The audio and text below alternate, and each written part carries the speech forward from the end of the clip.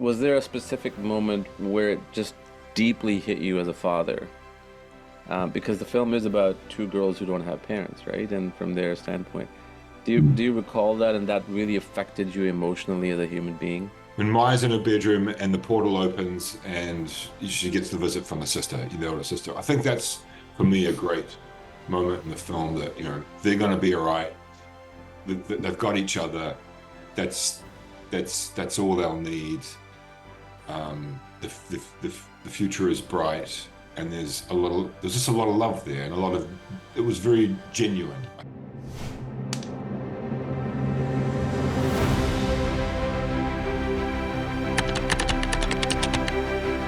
Good afternoon, everyone. Welcome back to another episode of Kingdom of Dreams podcast, The Making of Stories. I'm your host, Jawad Mir. Today, my guest is Nigel Bluck, who's a cinematographer on Walt Disney's most recent box office and critical hit, Lilo and Stitch. I, to be honest, wasn't expecting this film to be in any shape or form any good, but I took a chance and went to see it, and I was pleasantly surprised. And I shared my thoughts about the film in the conversation with Nigel, along with the wonderful other parts of the conversation that we had about lighting, about camera techniques, about story, deconstructing the script, and then reconstructing it as a cinematographer. Wonderful guy, talented guy. I loved his work in this film. It really took me back to 90s and early 2000 as far as cinematography is concerned. And even the story itself was wonderful and very simple and grounded. So without further ado, here's my conversation with cinematographer Nigel Bluck. How did you come on board on the film? Just let's start off with that. What were I the... came on. I came on board kind of. It was just I didn't have any history with the project. My agent introduced me to Dean. We had a meeting. I was a really big, am a really big fan of Dean's Marcel, and I saw that treatment and the Lilo and Stitch treatment having a great potential there in terms of just like naturalism and sort of wonder and a purely child's true point of view, So I was really interested in that, and Dean was very good at articulating that. Excuse me. So that's where it started, really. And yeah, I've never done a Disney movie. I've never done a kids movie. It's not something I aspired to do ever. But I had a 9-year-old son at the time, and I thought this would be a good opportunity. So here I am.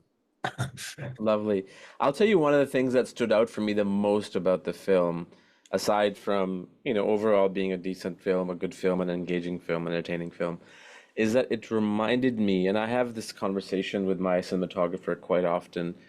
Uh, I'm so tired. I don't know about everybody else, but I'm so tired of like those, I love David Fincher films, but there's this thing now with a lot of TV series, streaming series, films have that that tone of colors, Mhm. and it doesn't resonate with me. This one didn't have that. And it reminded me very much so of a film, I don't know if you remember in the 90s came out, Monkey Trouble. Yes. Yeah, right. Very true. Yeah. Not in it was a very tight story, and I loved the ending, even though part of me as a, story, like if I'm directing a film, like, okay, why would a CIA agent go along with, whatever is happening at the end? But that was the beauty of it because it kept it tight. It didn't make it like this into a gigantic, enormous thing. And it reminded me of very much of the 90s film. And those are the two things I appreciated very, very much. Yeah, I think it does, well, the story does a very smart job of like the secretive aspect of what's going on and Yeah. how it doesn't brush up against the world any more than it needs to. And therefore, you're never quite sure if it's just in her head, maybe, or if it's actually happening. I mean, that's something I'd never thought about till I was halfway through the movie. Like, imagine if she was just making all this up.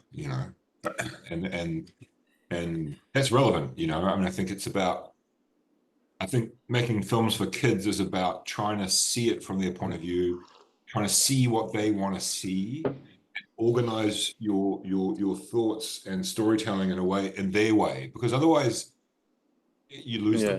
them. Well, And I think of, you didn't mention that movie. I think of I don't know if you heard of La Guerre des Boutons. It's a French film that was made no. in the 50s, I think, black and white movie, amazing film. like the French equivalent to Lord of the Flies, perhaps. Okay. Okay, so it's the same example. It's like these kids going into this another world which may or may not exist. It's completely the construction of their own head, and that's something that only children understand, only children have a business with. And but unfortunately there's no children filmmakers. So you got to go there and sort of figure it out from their point of view. And so, a lot of what we talked about with Dean was, what's the point of view of the film? What's the point of view of the scene? What's the point of view of the moment? Are we with her? Are we watching her? Just the simple things, which is, I think, what makes up that language. I couldn't agree more. And even though you were with her, it again, going back to the 90s, 80s, 70s, I would even say 60s, it had this, nowadays between scenes, you would cut rather fast. When I say fast, I don't mean like 30 seconds. I mean maybe like 2 or 3 minutes you have in the scene and you move on to the next sense because the audience attention span is very, very short, right? But this one kept, like, especially the opening, which had absolutely no humans, right? That went on for a good, I would say, 7 to 8 minutes. It felt like that. I didn't time it. And the same thing, like every time the story shifts from Lilo to her sister, it's about her sister, right? And then everything is sort of coming together slowly and slowly. And yeah, it just had this wholesome feel, right? And yeah, and that's why I think that's why it's doing amazing at the box office. I think it just resonated with people in a very deep and simple way, which was missing in the film world nowadays. There's nothing like that coming out. Yeah, and I think Lilo Maya is phenomenal. I think that, I mean, we could see it happening in front of us on Yeah. screen. It's just like the film set will be groaning along as it usually groans along, and then she'd appear and it would be this incredible energy, and she'd just like roll through high-fiving everyone like a rock star and do a thing, and then whip off to her next English lesson or maths lesson, and then come back and do it again. And she really invigorated the set, and she was the true barometer of the set. When she was happy, it was happy. When she was sad, it was sad. When she cried, the film crew cried. It was like, it really felt like there was not an ounce of pretense or beat up from her. As dramatic and as much of a character as she is, it all comes from a place of truth inside it. And that is what's on screen, and she also Amazing. had a very innate ability to perform with something that doesn't exist, which is Stitch, obviously. And we had many different ways of filling her shoes, be it a puppet, a dog, her drama coach, which she did a lot of work with, off camera or on camera, and she was then replaced. But yeah, that was it. Really. She was very, very good at pretending and and talking herself into the fact that Stitch was right there as much as the audience. That's amazing. I'll come to that, but I just want to make a one little compliment. Um, I mean, there were some great shots in respect to the story and the emotion that was unfolding in different parts of the film. They were happy emotion, they were sad. The thing that stood out for me the most, and this is just the film geek in me, and the scene where she's at the hospital, Lilo, and Maya, I think, I don't remember who she was with, maybe with her neighbor, if my memory serves me right. And there is a shot of Maya. Obviously, her eyes are completely, she's about to cry. And then it cuts to Lilo. She's just Mhm. playing with the nurse. And then the camera is on the neighbor, sort of um, pulls up, and you see Maya being revealed and her eyes becoming more watery. That, to me, was the film. That moment right there. So I just wanted to extend my compliment to that. I thought that was really beautifully done in the grand scheme of things.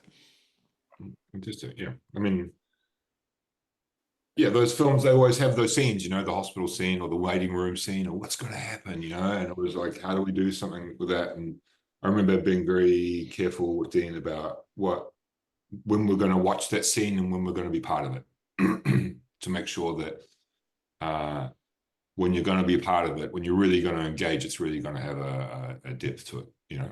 Yeah. Yeah, Mm. 100%. So let's go back to the animation part, which you kind of touched upon, right? There were these other objects, or have you not, that were Lilo was constantly engaging with, so it looks as realistic as possible. What were some of the challenges? I mean, had you done something like that before as a DP? And obviously, it's not your thing in terms of visual effects, but in terms of lighting and all that stuff, that has to come into play. What was that like? If you can talk about that, that'd be lovely to know. I think, I haven't done a lot of that. I mean, I was conscious of it because of Lord of the Rings and my involvement in that and just watching how that took place. Um, but I think one of the main things that I kept on having to remind myself is if the creature isn't there, then you can forget to light for it. You can forget to create an environment or make a choice about where you're going to put characters in a room because it's not there. But I think you need to think about that. Think about it's a small blue furry thing with fur that reacts differently to light than a human does, and like therefore, where's the best place to put them in the room, and will they be okay in that part of the room? Don't ignore them. But I think it's often a mistake people make is they ignore them, and then that creature gets put back into that environment, and maybe it's a dark corner and there's no light, and they've got to put light in it digitally to make it to be able to see it, and then it doesn't have any reality, doesn't belong to the scene, right? So it's just about being very aware of what the final image is you're trying to create all the time, and not just make the piece that's in front of you right now. Caretake that space that it's going to live in, and be thoughtful about what it needs as well as the human or the person who can be on set. Yeah. Right. No, that makes sense, and that's why sometimes you do see on in films where the line of sight of a character to a Mm. character or whatever creatures that's not there, you can tell it's kind of off. Even if you see it like from a side profile, you could tell even the head is in the wrong direction, like in terms of as the opposing.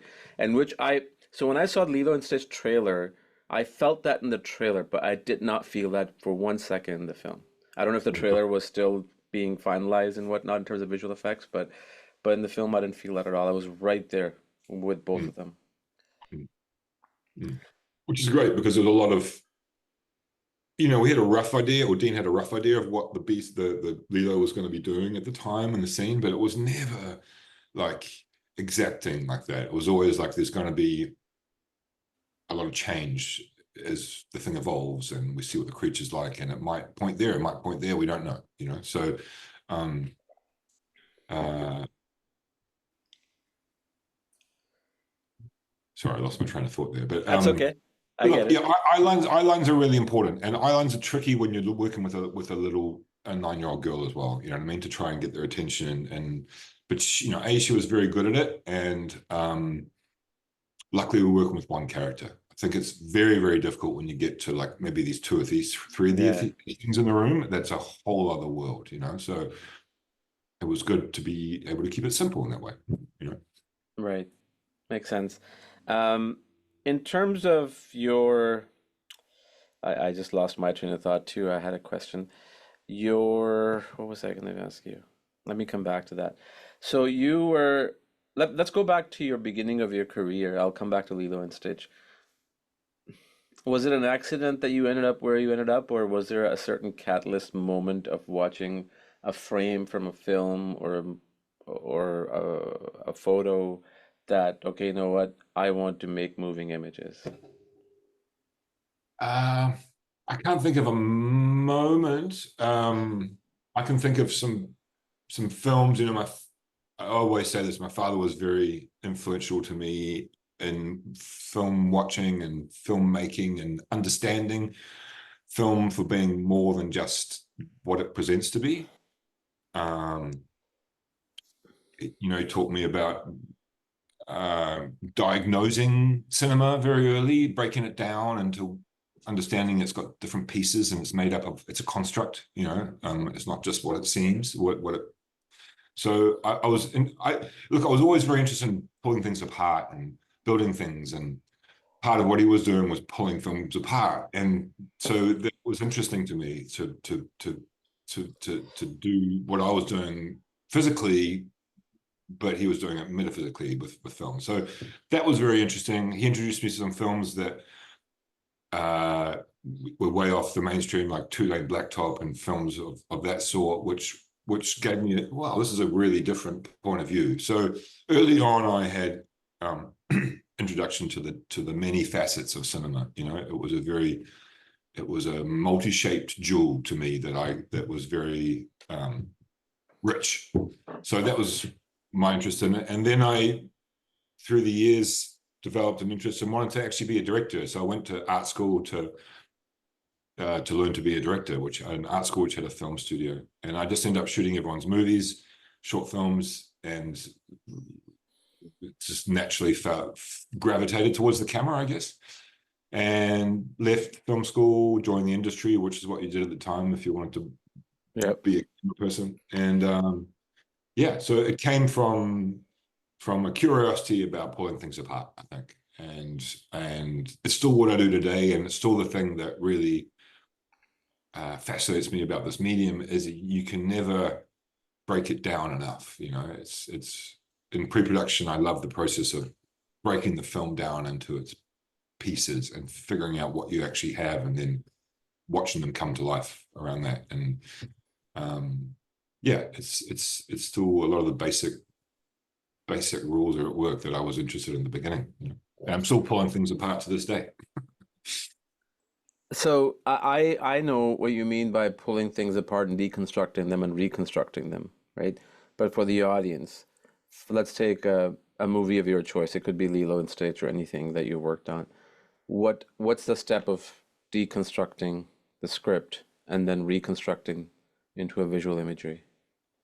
Well, I think it starts with me with figuring out the markers in the script where the story changes, what the story needs, what the story doesn't need. It's very easy to run away with the shiny stuff and like get carried away on something that's like a big scene or something, a big whatever effect scene. It's like often that's the least important part of the movie. Identifying what the heart of the film is, what the heart of the characters are, how you need to shine a light on these characters, when you need to shine a light on these characters, just understanding the syntax, as it were, of the movie, you know, like what you need to concentrate on, what you don't need to concentrate on, where the weak points are in the film and where the strong points are in the film.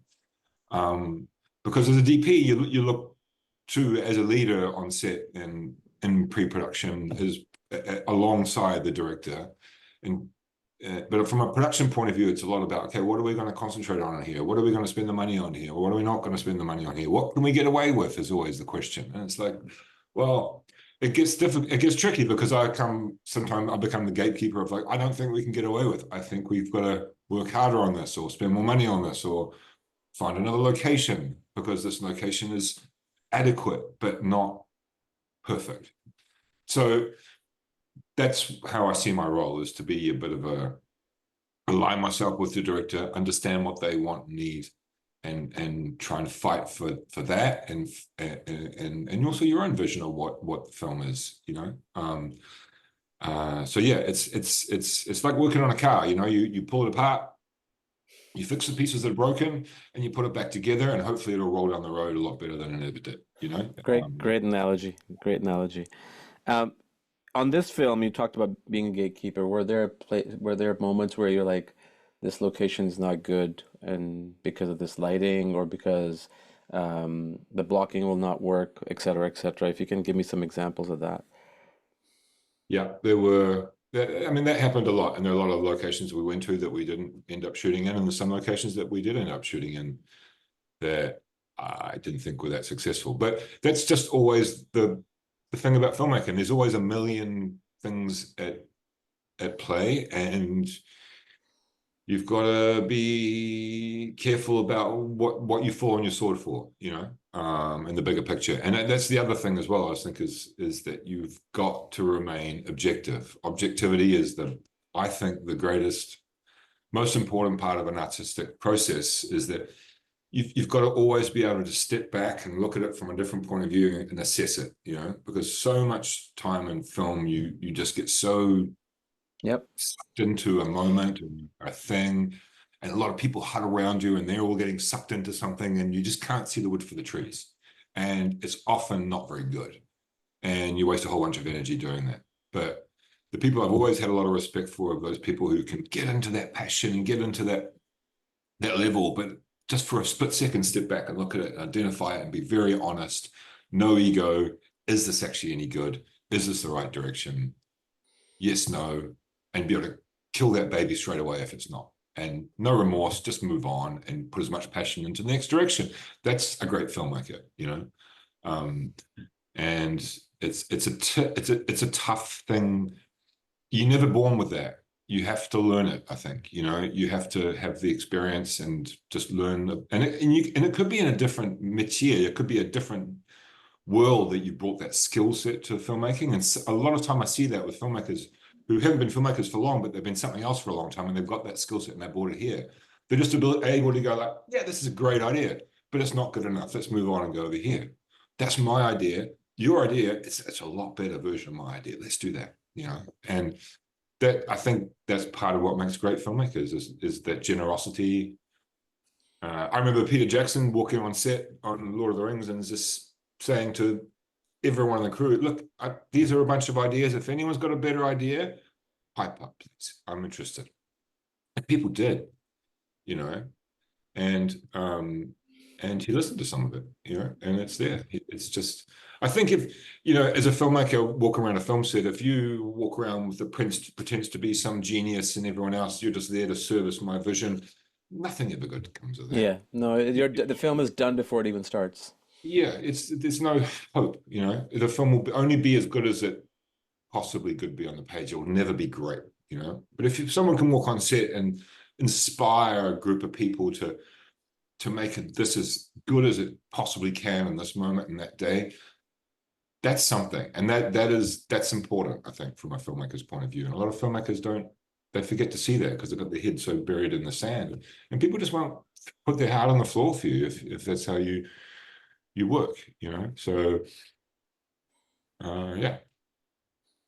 Well said. I remember now what I was going to ask you about Lilo and Stitch. So, was the visual effects team working in some capacity more or less on the set, so you were able to see some of the dailies with Stitch, or was it like everything was in post production, like even if it was not fully composited or anything? I mean, look, they were on set every day working hard. As they always had to gather the information they needed every time and talk about the shot every time and what Stitch would do in the shot real time and how we're going to approach that. So it was being visualized. It was pre-visualized to a point, but it was never, the previous stuff that we had was never obeyed to by the frame. It was always changed. But it was always a constant point of discussion, and that's their role on set, is to just, this is possible, that's not possible, just to know what's coming up. To answer your question about did we see rough stuff, I didn't see a lot of it. I mean, maybe Dean saw some of it. That was more post, after my time. Makes sense. So you talked about you have a 9-year-old son or daughter, you said? Son, yeah. What was the moment, scene-wise in the film, that really, I mean, you said that they were seeing whenever Lilo was crying, everybody was crying on the set. But was there a specific moment where it just deeply hit you as a father? Because the film is about two girls who don't have parents, right? And from their standpoint, do you recall that, and that really affected you emotionally as a human being? I think there were two moments for me. There's one, the scene where she sees where Stitch comes to the planet, where she's watching it through the window. I was always looking for one scene of absolute wonder in the movie, and that was it for me. But it was interesting because Lilo being Lilo, Maya being Maya, doesn't do like wonder. It's not in her wheelhouse. It's just not what she does. So her version of it was quite subdued, but it was there, and I thought that was really great, you know. So that was great for me. And then I think the scene at the end, the Redux scene when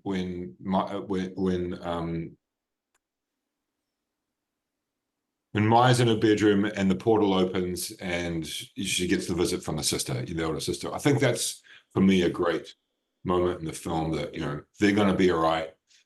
They've got each other. That's all they'll need. The future is bright, and there's just a lot of love there, and it was very genuine, I thought. And um, it's a Disney movie. It has to wrap up Yeah, some way in that, but I think of it's a really course. good version of that. Is what I'm trying to express is, I think, as far as that ending needed to be, I think that ending does that very well. Yeah, it certainly does. And I'm glad you talked about that scene of the shooting star or, Lilo coming in. One of the cool things I appreciated in that, so there are a couple of shots, if my memory serves me right. So there's one that where she's looking out the window, and then there's one was Maya is, I think, looking in the mirror, or there's a mirror in the shot in some way, and you still see the shooting. So I mean, it's just like those little On the window, details it's a reflection in with the window. Yeah, reflection in the window. You just yeah. see those little details, and you appreciate them. Because in most films, it's a different angle. We can get away, we can cheat with it. It's fine. Which I thought was really cool. And I wanted to ask you in the end. I don't want to give away the film, even though it's been out. The whole underwater thing, the walk. What was that like? It clearly seemed to me that it was actually the ocean. I don't think it was a set, or Also, was it? 100%, 100%. So look, the water work was accomplished by the water unit mainly. I mean, I did the close-up work with the performance with Dean, but anything that was like the physical stuff was all the water unit. Now, those guys were the most incredible group of watermen, waterwomen, the real Hawaiian deal, people who have just live in the water, and they worked with the girls to get them to a really competent level, but they also worked with a bunch of doubles basically, and people who were doubling for the girls, or who were the other actors. The rock run is actually the daughter of the lead waterman who was running everything in the water department. And that's actually just real footage of her. That's what she does. She runs across the ocean floor with a rock to train. So incredible stuff. And that was one of the hardest technical things about the film, was like, how are we going to achieve these scenes? How are we going to get this little girl underwater? How is she going to perform? There's a lot of testing about dry for wet, different ways of doing it. And, I think what was achieved is really great and believable. And I'm very proud of the work those guys did, as well as what we put together. I mean, I think it really works. Yeah, I mean, there were so many underwater shots, but one for me that I, I may have seen this before. I may have even seen this in my own experience being, at the beach or trying to just go in the sand. But to see there's a shot, I think it was probably like a 50 mil or maybe 35 of her full body, and she's kind of climbing on this ocean floor, and you see the sand and you see the depth, and it's like, wow. I've never seen that on camera from that point of view. Mhm. Maybe there's stuff out there, but I've never seen it. I just thought that was really, really cool because it really puts you in that space and makes you worry for the character that she's still got tons of stuff to go because she's climbing, right? Obviously, there's a lot of cuts to make the pacing faster, but still. Yeah, no, absolutely. And I mean, she got, we got there.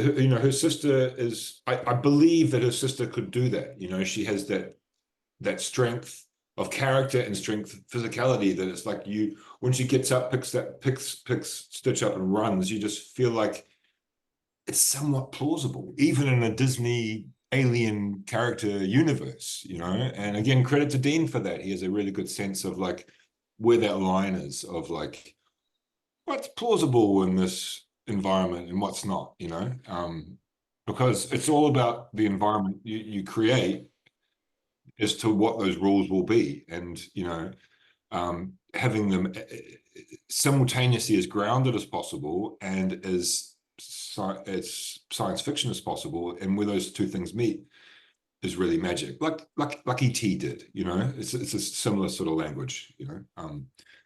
So yeah. I'm glad you talked about that. So the plausible part, right? So there's when Lilo can't bring Stitch up, and then Maya goes down, and my head is like, okay, she's a bigger, she's older, so she's going to be able to lift him up, and that's it. But the most even that might have worked too, but in terms of entertaining the audience and creating that element of suspense, okay, she decided to walk. Okay, maybe that's not plausible, but still it's engaging and it works. It really does because of the cuts and everything. Yeah, all in all, man, like I enjoyed it. I was really surprised about how much I enjoyed it. Because I love the anime. Have you seen the animation? Did you see the animation one before? I have, but it's not something that I'd ever come across before I started talking about the film, and it's not something that I wildly engage with. Mm, What was important in it, I I took away from, and the localism of it, the feeling that it's a Hawaiian film about Hawaiian people, that is there in that animation. It really has mm, a a, yeah. a, a feeling of that color, and that's something I think we protected, and I feel like it's a film that the Hawaiian people are pretty proud of, I think, and it was kind of I come from a similar Pacific island where the culture is very similar, and we, it's important to keep that going and give that a voice. And I feel like, as massive as this movie was, that voice is there, and that's something that hasn't really been on screen before, apart from in the animation. And I feel like that now is in a live action version of it, which I'm proud of. Yeah. Yeah. Were you there when the fires happened? Was the production going on around that time? Yeah, oh, no, we'd left by then, I think. Okay. Yeah, we'd Okay. left. Um, so no, a different type of a overall question. I mean, there's films like I may be missing so many of them, but I'm going to name five of them. There's Black Stallion, right? There's Monkey Trouble. There's tons more from the 90s, which I can't remember. Then there is How to Train Your Dragon, Mhm. Lilo and Stitch, and Iron Giant, especially those three, right? It's literally about these two characters that are not in any way alike, and it's about their friendship and the surrounding them. What is it that you think? I mean, even though Iron Giant bombed, but it's still become like a cult classic, and I'm sure there'll be a live action version of it considering the success of How to Train Your Dragon, Lilo and Stitch. What is it about those three films, or even the five, the ones that I mentioned, is that just somehow resonates with the audience? Is it the idea of finding a friend that that we all sort of lack?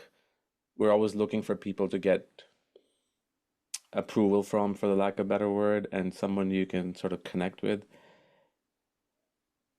100%. It's watching my kid grow up, or in like it's kids are dependent on the what bounces back at them to affirm their own understanding of the world. You know, the first thing a kid does is they look to their parent for what they think of something they've just done. So when a kid doesn't have so much of that in their life, be it less parents, no friends, live in an environment that doesn't have that ability to resound, that it's really hard for them. So they'll look to another thing. There might be a horse or an alien or something like that. And I think that's really valid and really good for those kids who don't have that in their life, that normalcy, to understand that there's other ways of moving through the world, that you don't have to be dependent on these classical forms of approval, the two golden parents, the nuclear family, whatever. Yeah. And that to me is really important for cinema, to help those kids create, give them an understanding, give them a hope, give them hey, maybe you could do this too. Maybe you could find a way of finding these sounding boards in other ways than the things that you just don't have.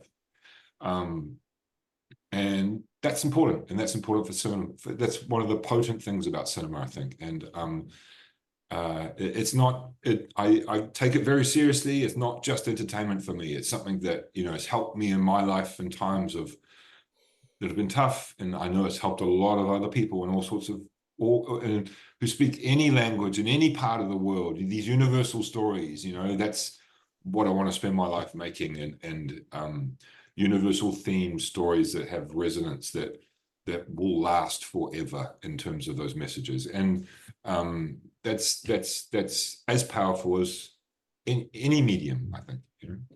Right. Yep. Yep. And I forgot to mention the mother of all the films, E.T. I mean, that's pretty much what I would say started all this stuff. Um, Now that you're done with Lilo and Stitch and it, it's successful in terms of critics, in terms of audience, in terms of box office, everything, um, what are your plans for next? If there's a project that you're able to discuss, is there any? I'm sure there's going to be Lilo and Stitch 2. If that happens and if you're asked, would you do it? Lilo and Stitch 2. I'm not sure about that.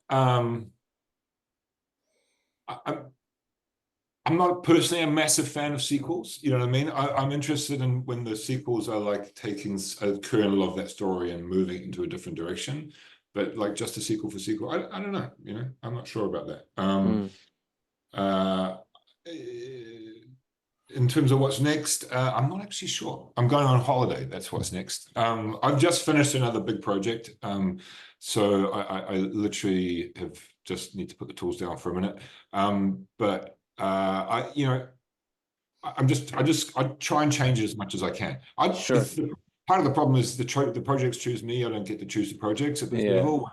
A little frustrating sometimes, but that's just the world we live in. So, we'll see, but what I do try and do is not repeat myself. Good. Good. What are you able to disclose what that project is, or is it hush hush? It's too early to tell. Got it. No worries. No, that's great that you're going on a vacation. Where are you heading? To Europe. Lovely. I Yeah, hope you have a good time. Great time of the year to go to Europe. yeah, yeah. Amazing. Well, thank you so much, Nigel. I truly appreciate your time, your work. Hopefully, we get to chat again whenever this big next project comes out. And when you do know, when it's official, if you don't mind just Oh, giving a I can nudge. tell you what I've just shot. I mean, I've just shot Anaconda, Ah, which remake? is funny. I just completely, what I just said is I don't do sequels, but I do sequels. This is not the sequel. It's a different interpretation. It's still a Sony picture, uh, and it's called The Anaconda, and it's basically a story about some independent filmmakers who go to the Amazon to make their own version of the Anaconda. So it's kind of like the Blair Witch Project. So in that Perhaps. kind of perhaps. Yeah. No, I'm looking forward to that because I remember watching the theater and that it was a 4 o'clock show of the original Anaconda with Jennifer Lopez that came out in the 90s. And it was one of those rare films that actually, after Jurassic Park and The Lost World, at that time there wasn't that many those kind of films. And it was actually pretty good. I still have seen it a couple of times. It was pretty good. So I'm looking forward to that. Great, great. Awesome. So Well, have a great vacation, Nigel. thank you. Thanks for taking the time. Pleasure. Thank you so much. Take care. Bye bye.